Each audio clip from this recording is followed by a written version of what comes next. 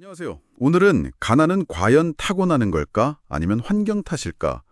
이 질문을 던진 유튜브 영상 하나를 좀 깊게 파보려고 합니다. 네. 19년 60년대에는 대부분 그냥 개인이 문제다 이렇게 생각할 때 유리 브론펜브레너라는 심리학자가 아니다. 환경이 진짜 중요하다. 이렇게 주장했잖아요. 네, 맞아요. 꽤 혁신적인 주장이었죠, 그 당시에는. 그래서 오늘 이분의 생태체계 이론, 이게 우리 삶이랑 어떻게 연결되는지 한번 파헤쳐 보겠습니다. 바로 시작해 볼까요? 좋습니다. 이 브론펜브레너의 핵심 아이디어는 사실 되게 명료해요. 사람의 발달이라는 게 그냥 혼자서 크는 게 아니라 주변 환경이랑 끊임없이 영향을 주고받으면서 이루어진다는 거거든요. 아, 상호작용이군요. 네, 그래서 그 복잡한 환경을 이해하기 쉽게 5가지 체계로 딱 나눴어요. 5가지요? 오, 뭔가 이렇게 동심원처럼 겹겹이 쌓인 느끼는데요. 정확해요. 그렇게 생각하시면 이해하기 편하실 거예요. 제일 안쪽 원부터 보면요. 네네. 첫 번째가 미시 체계예요. 마이크로 시스템이에요. 아이한테 가장 직접적으로 진짜 매일매일 영향을 주는 환경이죠. 예를 들면, 가족이나 친구, 학교 선생님 이런 건가요? 네, 맞아요. 가족, 친구, 학교, 심지어 놀이터 친구들까지 매일 얼굴 보고 지지고 볶는 그런 관계나 장소들이요. 영상 자료에서도 얘기하지만 여기서 경험하는 관계의 질이 정말 중요해요. 이게 딱 기초가 되는 거죠. 아하, 매일 만나는 사람들이랑 어떻게 지내느냐, 그게 기본이군요. 그렇죠. 그럼 두 번째 겹은 뭔가요? 이 미시 체계들이 서로 연결되는 그런 건가요? 네, 바로 그거예요. 두 번째는 중간 체계라고 하는데요. 미시 체계들 사이의 관계를 보는 거예요. 사이의 관계요? 예를 들면요. 예를 들어서 집에서의 부모님이랑 학교의 선생님 사이의 관계 같은 거요. 두 분 관계가 좋으면 아이한테도 좋지만 만약에 좀 껄끄럽거나 소통이 잘 안 되면 아, 아이가 중간에서 좀 힘들 수 있겠네요. 집이랑 학교 사이에서. 그렇죠. 아이가 학교 적응하는데 어려움을 겪을 수도 있고요. 집이라는 미시체계와 학교라는 미시체계가 어떻게 연결되어 있느냐, 그게 중요한 거죠. 그렇군요. 단순히 각각의 환경만 보는 게 아니라 그 환경들 사이의 연결고리, 뭐랄까 다리 역할도 되게 중요하다는 거네요. 와, 흥미로운데요? 네, 맞습니다. 그럼 세 번째는 좀 더 바깥으로 나가는 건가요? 제가 직접 경험하진 않는데도 영향을 준다고요? 네, 그게 외체계입니다. 아이가 직접 그 안에 들어가 있지는 않은데 아이의 삶에 영향을 주는 그런 환경들이요. 어떤 게 있을까요?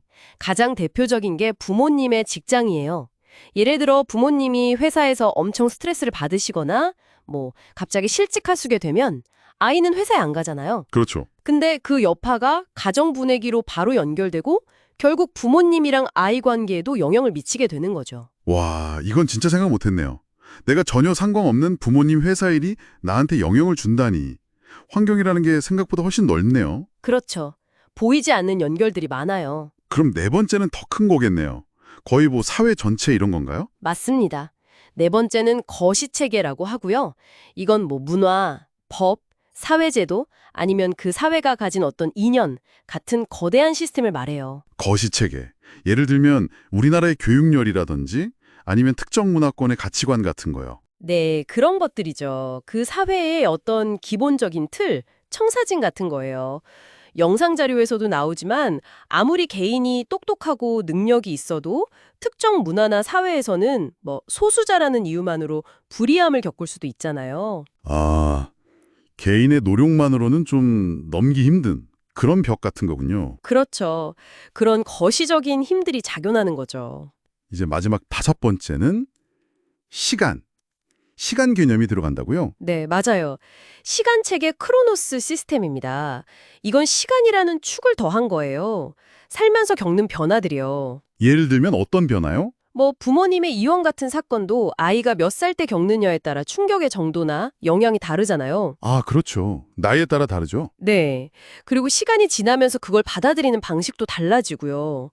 또 동생이 태어난다거나 이사를 간다거나 하는 개인적인 변화뿐만 아니라 사회 전체가 겪는 변화? 예를 들면 경제 위기라든지 아니면 스마트폰이 등장한 것 같은 기술 발달 같은 시대적인 변화도 다 포함돼요. 와, 진짜 체계적이네요. 그냥 막연히 환경이 중요해. 이게 아니라 이렇게 5단계로 딱딱 나눠서 보니까 훨씬 더 설득력이 있네요. 네, 그래서 이 이론이 힘을 얻었죠. 이런 이론이 실제로 뭔가 변화를 만들기도 했나요? 그럼요. 아주 중요한 변화를 이끌었습니다. 브롬펜브레널의 주장이 힘을 얻어서 1965년에 미국에서 헤드스타트라는 프로그램이 시작되는데 아주 큰 영향을 줬어요. 헤드스타트요? 들어본 것 같아요. 네, 이게 저소득층 아이들한테 단순히 교육뿐만 아니라 건강, 영양, 부모 교육까지 아주 포괄적인 지원을 해주는 프로그램이거든요. 불리한 환경을 좀 극복할 수 있도록 국가랑 지역사회가 돕는 거죠. 지금까지 수천만 명이 넘는 아이들이 이 프로그램 혜택을 받다고 해요. 와, 이론이 진짜 세상을 바꾼 거네요. 대단하다. 네, 정책으로 이어진 아주 좋은 사례죠. 그런데 이 브롬펜브레너가 나중에는 좀 입장을 바꿨다고 들었어요. 유전의 역할도 인정했다고요. 그럼 처음에는 환경만 강조했던 건가요? 아, 네. 그 부분도 중요해요. 처음에는 환경의 힘을 워낙 강조했지만 나중에는 스티븐 셋이라는 학자랑 같이 생물 생태학적 모형이라는 이름으로 이론을 좀 더 발전시켰어요. 생물 생태학적 모형, 생물이 들어갔네요. 네. 여기서 이제 유전적인 소질, 그러니까 타고난 잠재력의 중요성도 인정을 한 거죠. 하지만 그렇다고 환경의 중요성이 줄어든 건 아니고요. 오히려 더 정교해졌다고 할까요? 어떻게 정교해졌다는 거죠? 유전자가 발현될 수 있는 가능성의 범위라는 게 있는데 이 범위 자체가 환경이 얼마나 좋은 기회랑 자원을 주느냐에 따라 달라진다는 거예요. 그러니까 아무리 좋은 유전자를 갖고 태어났어도 환경에 받쳐주지 않으면 그 잠재력을 다 펼치기 어렵다, 이런 건가요? 정확합니다. 네, 잠재력의 천장이 환경에 따라 달라진다는 거죠. 결국 유전이랑 환경이 따로 노는 게 아니라 서로 막 춤을 추는 파트너 같은 거네요. 그쵸? 네, 딱 맞는 비유 같아요. 어느 하나만으로는 절대 설명이 안 되는 거죠. 그러고 보니 브롬펜브레너가 이런 말도 했다고 하더라고요. 모든 아이가 잘 자라려면 그 아이를 미친 듯이 비이성적으로 아껴주는 어른이 적어도 한 명은 필요하다. 이 말이 참 와닿네요. 아, 네. 정말 중요한 말이죠. 결국 그 한 사람의 따뜻한 지지, 그 안정적인 관계가 아이에게는 최고의 미시체계가 되어주는 셈이거든요. 그쵸. 그게 가장 강력한 환경일 수 있겠네요. 네. 이 영상 자료 마지막에 보면 여러분께 되게 흥미로운 제안을 하나 해요. 어떤 건가요? 동심원을 5개 한번 그려보라는 거예요. 그리고 맨 가운데는 나 자신을 딱 놓고 각 원에다가 내 삶에 영향을 준 미시, 중안, 외, 거시책의 요소들, 사람이나 장소, 사건 같은 것들을 한번 적어보는 거죠. 원 아래에는 타임라인을 그려서 시간책의 영향도 표시해보고요. 오, 직접 내 삶을 브롬펜브레너의 툴로 분석해보는군요. 재밌겠는데요? 네, 해보시면 아마 여러분의 삶을 만든 어떤 보이지 않는 힘 같은 걸 발견하게 될지도 몰라요. 좋습니다. 오늘 저희가 같이 파헤쳐본 이 이야기들이 여러분이 자신과 또 주변 세상을 이해하는데 작은 실마리라도 되었으면 좋겠습니다.